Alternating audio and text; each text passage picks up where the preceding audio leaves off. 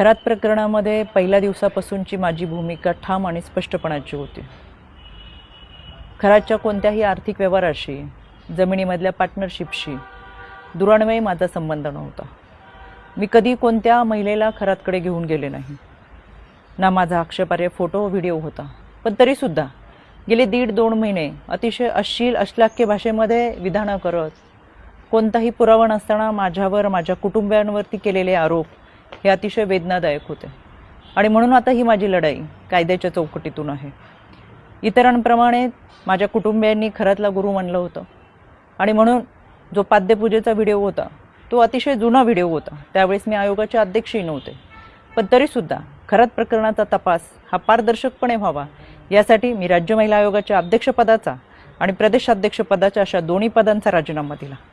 तरीसुद्धा ज्या पद्धतीची चिखलफेक झाली, एआयचा वापर करून ज्या पद्धतीचे व्हिडिओ बनवले गेले आणि सातत्याने बदनाम करण्याचं षडयंत्र जे रचलं गेलं, त्याच्यासाठीची ही लढाई कायद्याच्या चौकटीतून। आणि म्हणून आशा मिरगे या बाईने डिबेट शोमध्ये अतिशय असभ्य भाषेमध्ये जी विधानं केली, ती विधानं ऐकून तर मला आश्चर्याचा धक्काच बसला। आणि म्हणून मी 4 एप्रिलला पहिली नोटीस ही आशा मिरगेला पाठवली होती। कायद्यापासून पळ काढताना स्वतःचा बचाव करण्यासाठी या बाईने ही नोटीस स्वीकारली नाही, म्हणून पोस्ट ऑफिसच्या माध्यमातून 2दा ही नोटीस परत घरी पाठवली। एकूण 3 वेळा नोटीस पाठवली गेली, पण ही नोटीस या बाईने स्वीकारली नाही। अनक्लेम म्हणून ही नोटीस परत आली आणि म्हणून मला माझगाव कोर्टातून फौजदारी फिर्याद दाखल करावी लागली। माननीय न्यायालयाने याची दखल घेऊन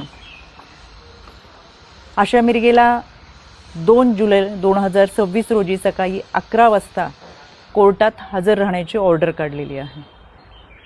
त्यावेळेस मी देखील हजर असेलच, कारण की हा लढा आता स्त्रीत्वाच्या सन्मानाचा आहे। यामध्ये आशा मिरगेप्रमाणेच इतर काही महिलांनी देखील कोणताही पुरावा नसताना अतिशय बेताल विधानं केली, सातत्याने बदनाम करण्याचा प्रयत्न केला, आरोप केले।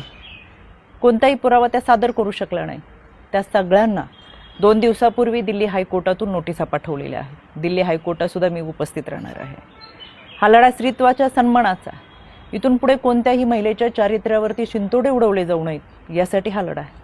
आणि म्हणून खऱ्या अर्थानं हा महाराष्ट्र छत्रपती शिवरायांच्या विचारांचा महाराष्ट्र, जिजाऊ सावित्री अहिल्या रमाई भीमाईचा महाराष्ट्र। संपूर्ण वस्त्रात असलेल्या स्त्रीला विवस्त्र करण्याचा प्रयत्न या विकृत मनोवृत्तीच्या लोकांनी केला आणि म्हणून या विकृतीच्या विरोधातला माझा लढा आहे। ही लढाई मी निश्चितपणाने लढेल। पहिल्या दिवसापासून जे सांगत आले ते आजही सांगते। सत्य प्रखरतेने तुमच्या समोर आहे। कोणताही पुरावा नाही, कोणतेही दुष्कृत्य गैरकृत्य कधीही केलेलं नाही।